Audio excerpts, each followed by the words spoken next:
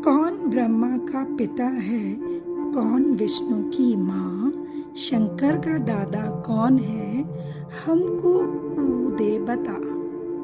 यह जानने के लिए कृपया सुनिए जगत गुरु तत्वदर्शी संत रामपाल जी महाराज के अमृत वचन सभी धार्मिक पुस्तकों के आधार पर।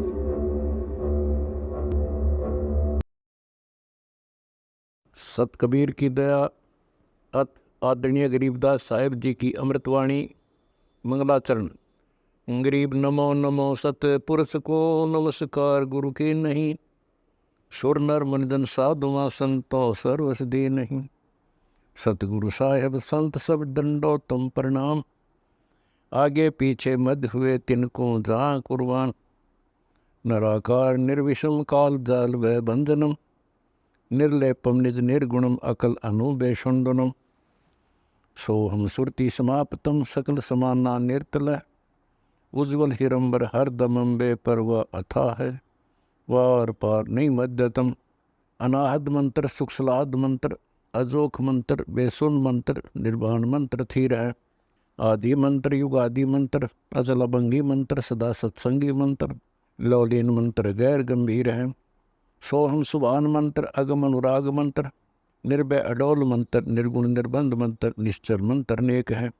गैबी गुलजार मंत्र, निर्भय निराधार मंत्र, सुमृत सुकृत मंत्र, अगमी अबंच मंत्र, अदली मंत्र अलेख है। फजलम फराक मंत्र, बिन रसना गुणलाप मंत्र, झिलमिल जहूर मंत्र, सर्वंग भरपूर मंत्र, सैलान मंत्र सार है। निरंकार गर्क मंत्र, तेज पुंज परख मंत्र, अदली अबंध मंत्र, अजप्पा निरसंद मंत्र, अविगत अनहद मंत्र, दिल में दीदार है। वाणी विनोद मंत्र, आनंद असोद मंत्र, कुर्सी करार मंत्र, अनबय उचार मंत्र, उज्ज्वल मंत्र अलेख है। साहिब सतराम मंत्र, साई निकाम मंत्र, पारक प्रकाश मंत्र, हीरंबर उल्लास मंत्र, जो का तो बना रहा। फिर हमने उसमें मोबाइल फोन से कैमरे से उसको कैमरा बंद किया, फोटो उतारा, उसकी फिल्म बनाई। ये भ्रम निवारण करते हैं परमात्मा के, मम संत मुझे जान मेरा ही स्वरूपम। ये मत सोचना कि मैं ही आऊंगा, ये दास उसी का स्वरूप भेज रखा है, यानी अपना कुत्ता भेज रखा है। इसको कबीर परमात्मा ही जानो। वो चित्र आपके सामने देखिएगा, ये चित्र आप देखिए, फोटो इस पर प्रोजेक्टर के पर्दे पर दास के हाथ हैं, ये जो के तो नीचे को, ये पूरा शरीर दास का है, ऊपर का सिर ये दास के बाल हैं। परमात्मा का चेहरा चेहरा अपने आप लग गया इस फोटो के अंदर आकर के, टीवी के अंदर। ये भ्रम निवारण किया है इन बच्चों का कि मम संत मुझे ही जान। ये मत सोच के मैं आऊंगा तभी कल्याण होगा, ये दास भेज रखा है, यही आपका कल्याण करेगा।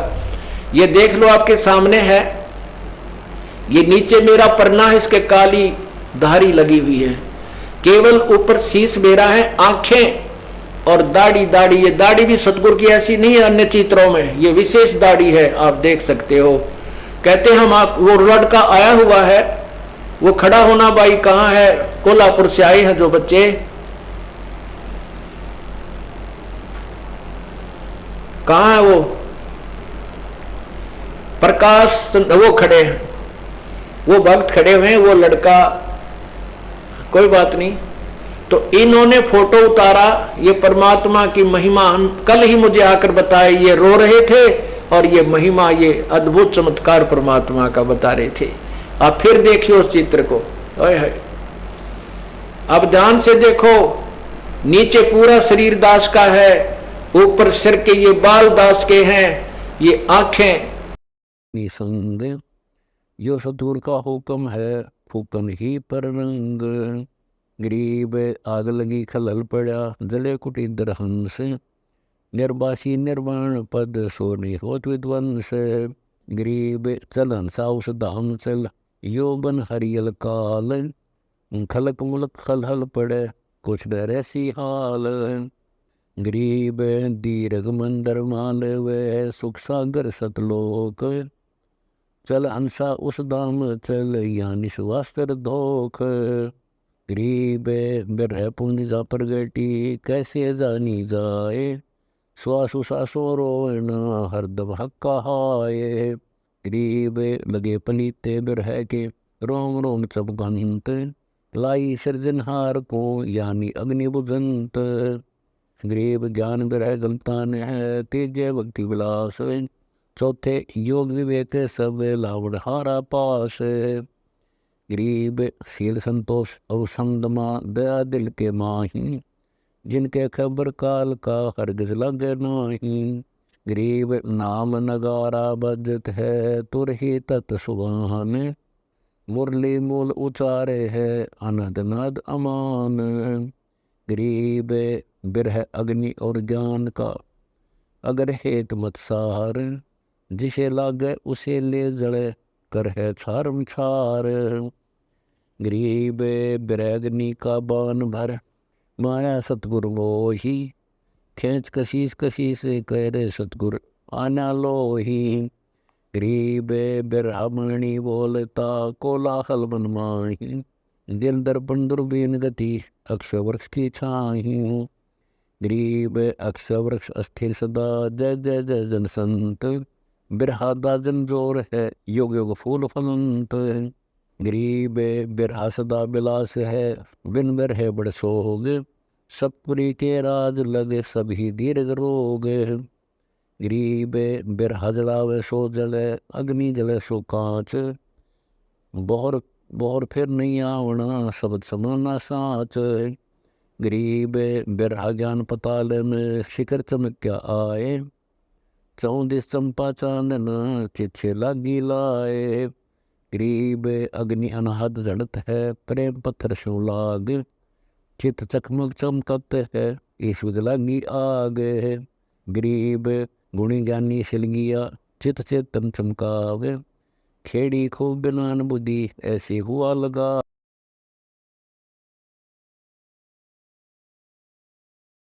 इस श्लोक को ये माना जाए कि इसका अर्थ अति उत्तम है, अनुत्तम का हम नहीं मानते, उनकी दृष्टिकोण से तो भी ये सिद्ध नहीं होता, क्योंकि वो अति उत्तम अगर सर्वश्रेष्ठ हो गया तो वो फिर अन्य भगवान के बारे में नहीं कहता कि मेरे से कोई और सर्वश्रेष्ठ प्रभु है उसकी शरण में जाए। यदि यही सर्वश्रेष्ठ माना जाए तो ये और के लिए क्यों कहता फिर। इससे ये भी सिद्ध हो गया कि यहाँ अनुत्तम का अर्थ अनुत्तम यानी अश्रेष्ठ ही होना चाहिए। समास भी व्यर्थ है, ये जो समास इसमें लगेगा ही नहीं। समास जब लग जाता कि गीता बोलने वाला किसी अपने से ऊपर किसी और परमात्मा के विषय में चर्चा ही नहीं करता और मैं ही सर्वश्रेष्ठ हूं, इसलिए अनुत्तमाम यानी जिससे उत्तम कोई और ना हो, ये कहते हैं अनुत्तम का अर्थ जिससे उत्तम कोई और ना हो। तो ये तो खुद कहता है मेरे से उत्तम कोई और है, उसकी शरण में जाओ, उसकी कृपा से तो परम शांति को प्राप्त होगा। तो यहां इन्होंने ऐसे अज्ञानता के कारण पवित्र गीता जी के अनुवाद को गलत कर दिया, लेकिन गीता जी गलत नहीं है। वेद कतेब झूठे निवाई, झूठे हैं जो इनको समझे नहीं। वेद और कतेब और गीता जी ये गलत नहीं है, लेकिन इनको जो नहीं समझ सके वो अज्ञानी थे, अनजान थे। इसी प्रकार गीता अध्याय नंबर 18 के मंत्र 66 में कहा कि सर्वधर्मान परित्यज्य माम एकम शरणम व्रज, अहम तरवा सर्व पापे भा मोक्षामि मा सोच। गीता बोलने वाला भगवान तो कह रहा है कि तू मेरे लेवल की जितनी भी तूने पूजा की है, क्योंकि गीता बोलने वाले के लेवल की पूजा है। 8वें अध्याय के 13वें श्लोक में लिखा है कि ओम इति एक अक्षरम व्यवहारन अनुसमरण, एक ओम इति एक अक्षरम ब्रह्म व्यवहारन माम अनुसमरण, यह पर्याति तजन देहम स याति परमाम गतिम। मेरा तो एक ओम नाम है और जो इसका अंतिम श्वास तक सिमरण करता है मुझ ब्रह्म का, माम ब्रह्म, मुझ ब्रह्म का तो केवल एक ओम मंत्र है यही, और इसका जो अंतिम श्वास तक सिमरण करता मेरे वाली गति को, मेरे वाली जो परम गति है यानी मेरे लेवल की जो गति है उसको प्राप्त करता है। फिर अपनी परम गति को यहाँ अश्रेष्ठ लिख रहे हैं 7वें अध्याय के 18वें श्लोक में कि ये ज्ञानी आत्मा सभी हैं तो उद्धार, लेकिन ये मेरा मत है, लेकिन ये मेरे वाली ही अनुत्तम साधना में दीन है। इनको तत्व ज्ञान ना मिलने से पूर्ण संत मिला नहीं और ये पूर्ण परमात्मा की साधना नहीं करते। इसलिए कि पूर्ण मोक्ष के लिए लिखा 15वें अध्याय के 4थे श्लोक में कि जब तुझे तत्व ज्ञान प्राप्त हो जाए उसके पश्चात उस परम पद परमेश्वर की उस परमेश्वर के परम पद की खोज करनी चाहिए, जहां जाने के बाद साधक फिर लौटकर संसार में नहीं आते, अर्थात उनका पुनर्जन्म नहीं होता। और फिर कहता है कि मैं भी उसी की शरण में हूं, उसी की पूजा करनी चाहिए। तो यहां भी सिद्ध हो गया कि गीता ज्ञानदाता सर्वश्रेष्ठ भगवान नहीं है, यानी सुप्रीम पावर नहीं है, वो किसी और सुप्रीम पावर की तरफ संकेत कर रहा है। जैसे गीता अध्याय 7 के मंत्र 29 में कहा कि अर्जुन, जब तू पूरे तत्व ज्ञान से परिचित हो जाएगा और तू मुझसे भी परिचित हो जाएगा, क्योंकि तत्व ज्ञान से पता चलेगा कि वो काल है, सबको खाता है, इस प्रकार तो उस समय क्या लिखा कि जो मेरी शरण होकर जरा मरण से छूटने के लिए यत्न करते हैं, वे उस ब्रह्म को, संपूर्ण अध्यात्म को तथा संपूर्ण कर्मों को जानते हैं। अब 7वें अध्याय के 29वें श्लोक में क्या बताया गीता ज्ञानदाता ने कि जो तत्ब्रह्म को, जो तत्ब्रह्म माने उस परमेश्वर को, जैसे गीता जी अध्याय नंबर 18 के मंत्र 62 में कहा है कि अर्जुन तू उस परमेश्वर की शरण में जा, उसकी कृपा से ही तू परम शांति और शाश्वत स्थान यानी सतलोक को प्राप्त हो जाएगा।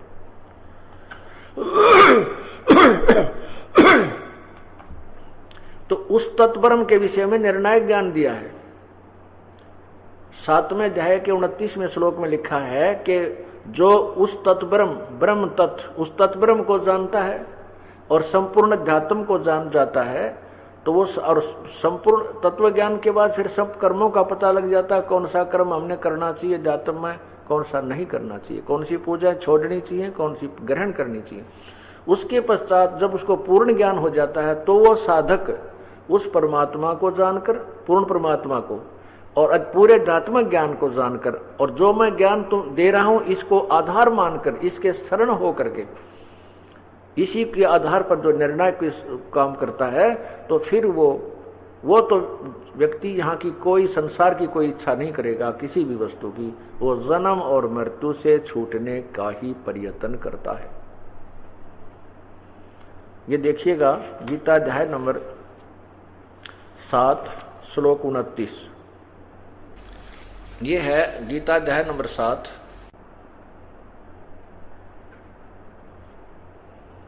गीता अध्याय नंबर 7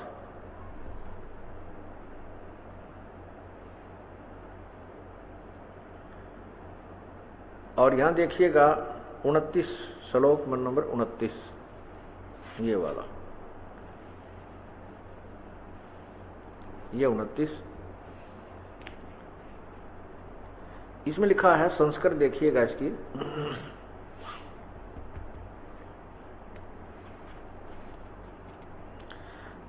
जरा मरण मोक्षाय माम आश्रित्य यतन्ति ये ते, ये देखिएगा, ते ब्रह्म तत्व, इसको तत्ब्रह्म कहें या ब्रह्म तत्व, ब्रह्म तत्व विदो कृष्णम अध्यात्मम कर्म च अखिलम। तो यहां देखिएगा ये दो ब्रह्म तत्व है, ये ब्रह्म तत्व, ये ब्रह्म तत्व का अर्थ है तत्व ब्रह्म, इसको तत्व ब्रह्म भी कहते हैं। आगे दिखाता हूं। तो इसका अनुवाद क्या किया है इन्होंने, वैसे अनुवाद इसका ये बनता है कि जो गीता ज्ञान दाता कह रहा है कि जो मेरे शरण होकर संपूर्ण जरा और मरण से छूटने के लिए यत्न करते हैं, वे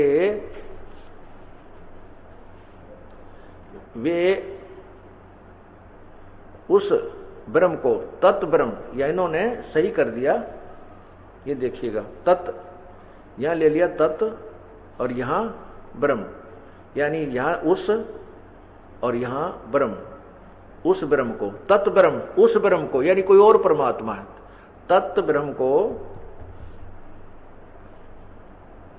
यहां देखिए, यहां है ये तत् ब्रह्म, तत् ब्रह्म,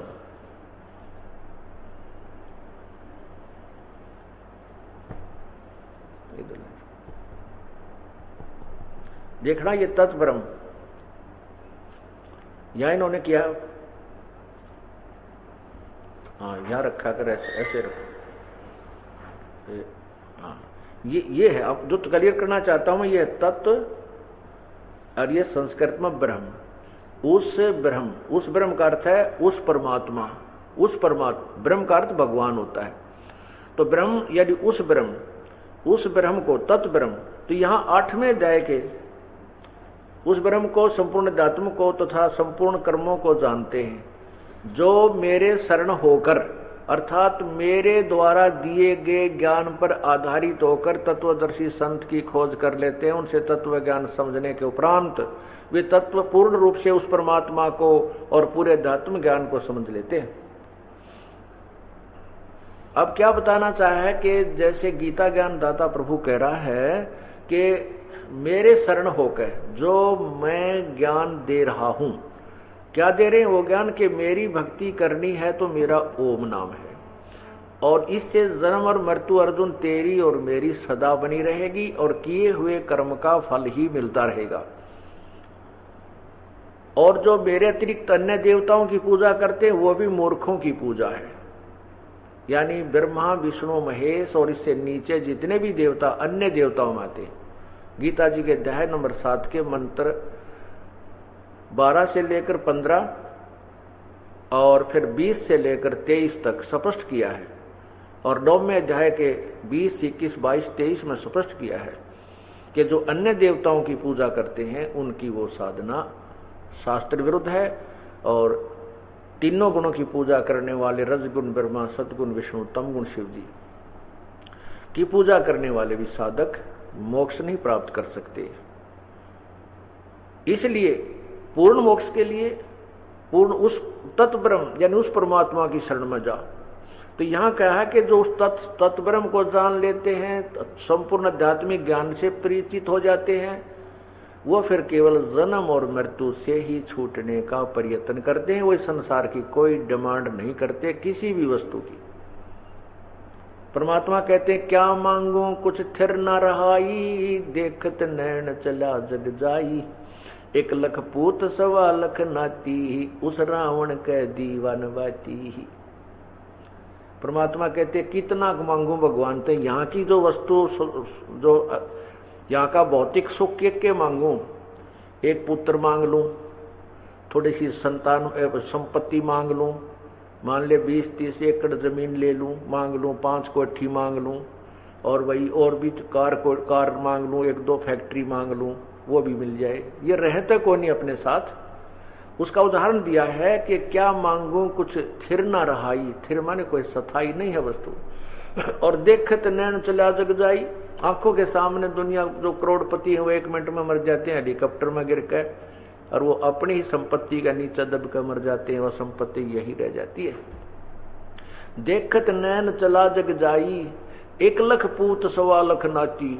अब रावण का 1 लाख पुत्र बतावें, हम तो 1 पुत्र मांग के ही मांग लेंगे भगवान से, और उसी पे तो अपना जीवन व्यर्थ कर जावा, बस सब कुछ मिल गया हमें, बहुत कुछ हो गया। नहीं, पुत्र मिला अच्छी बात है, 2 हो गए, 4 हैं, 1 है, कोई बात नहीं, लेकिन यहाँ ये जीवन मृत्यु बना रहेगा या कुछ नहीं रहेगा। पूर्ण परमात्मा की प्राप्ति के उपरांत वहाँ फिर कभी कष्ट नहीं होता, फिर वहाँ मृत्यु नहीं होती। ऐसा ही हमारा परिवार होगा, ऐसा ही हमारा जीवन होगा, लेकिन वहाँ का रहन सहन और शरीर इससे भिन्न होगा। आकार यही होगा, लेकिन मटेरियल ऑफ बॉडी ये भिन्न हो जाएगा।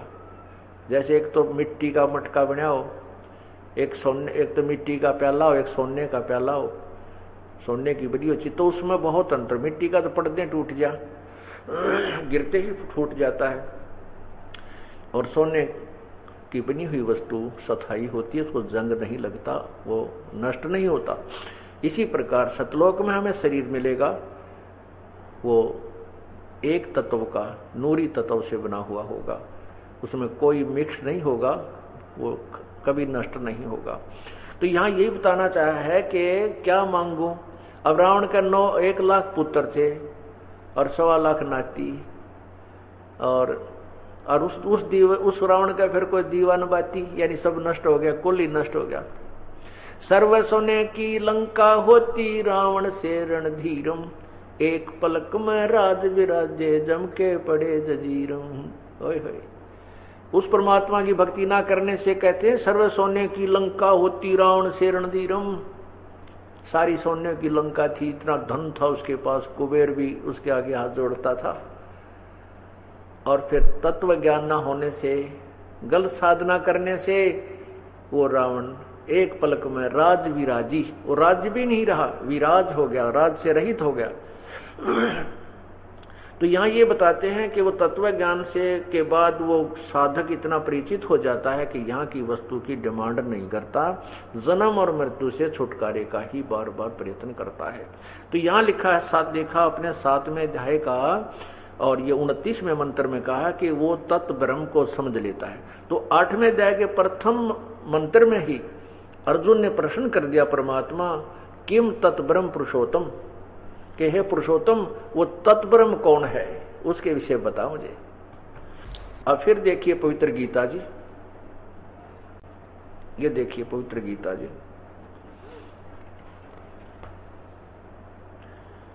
ये है गीता प्रेस गोरखपुर से प्रकाशित है, ये गीता प्रेस गोरखपुर से प्रकाशित है और जयदयाल गोविंद का इसके लेखक हैं। ये है श्रीमद् भगवत गीता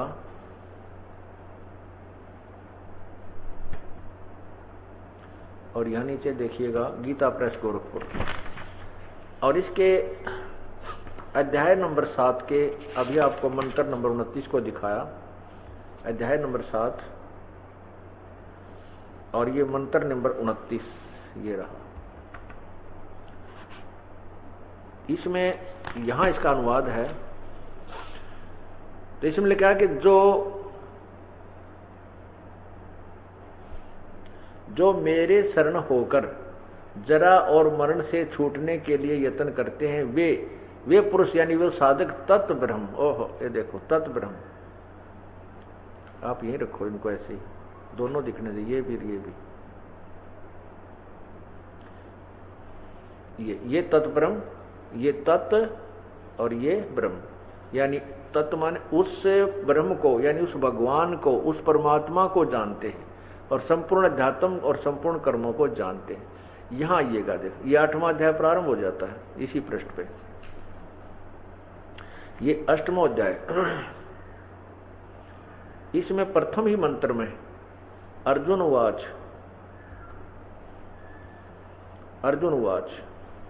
यहां लिखा है, पूछा है कि किम तत् ब्रह्म, किम अध्यात्म और किम कर्म पुरुषोत्तम। तो यहां इसका क्या पूछा है कि अधिभूत च किम प्रोक्तम अधिदेवम किम उच्यते, हे पुरुषोत्तम वह ब्रह्म तत् ब्रह्म क्या है, तत् ब्रह्म किम, वह ब्रह्म क्या है। इसका उत्तर तीसरे मंत्र में दिया है, इसी 8वें अध्याय के तीसरे मंत्र में। ये देखो इसमें लिखा है, पर अक्षरम ब्रह्म परमम, परम अक्षर ब्रह्म, वह परम अक्षर ब्रह्म है, परम अक्षर ब्रह्म है वो। अब इस परम अक्षर ब्रह्म के विषय में व्याख्या फिर कहां दी है, क्योंकि एक तो ब्रह्म हो गया, एक परम अक्षर ब्रह्म हो गया, और यहां गीता जी में 3 परमात्माओं की व्याख्या, 3 प्रभुओं की, एक ब्रह्म, एक परब्रह्म, एक पूर्ण ब्रह्म, एक ब्रह्म, एक परब्रह्म, एक परम अक्षर ब्रह्म, एक ब्रह्म, एक परब्रह्म, एक परम अक्षर ब्रह्म। अब यहां पर 2 भगवान सिद्ध, 2 ब्रह्म सिद्ध हो गए। एक तो ब्रह्म जो गीता बोल रहा है, एक वो कहता तत्ब्रह्म यानी कोई और पर ब्रह्म है। तो इसके बीच उस परम अक्षर ब्रह्म और ब्रह्म के मध्य में एक परब्रह्म और भगवान है, उसके विषय में गीता अध्याय नंबर 15 के मंत्र 4 में स्पष्ट, 16 और 17 में स्पष्ट किया है। उसमें कहा है कि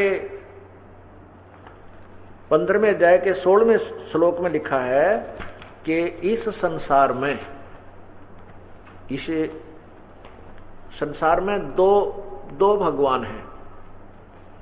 कौन सा संसार? ये पृथ्वी लोक कहलाता है, ब्रह्म और परब्रह्म के जो ब्रह्मांड हैं। इसमें दो भगवान, एक क्षर पुरुष, एक अक्षर पुरुष। क्षर पुरुष ये ब्रह्म है, अक्षर पुरुष ये परब्रह्म है।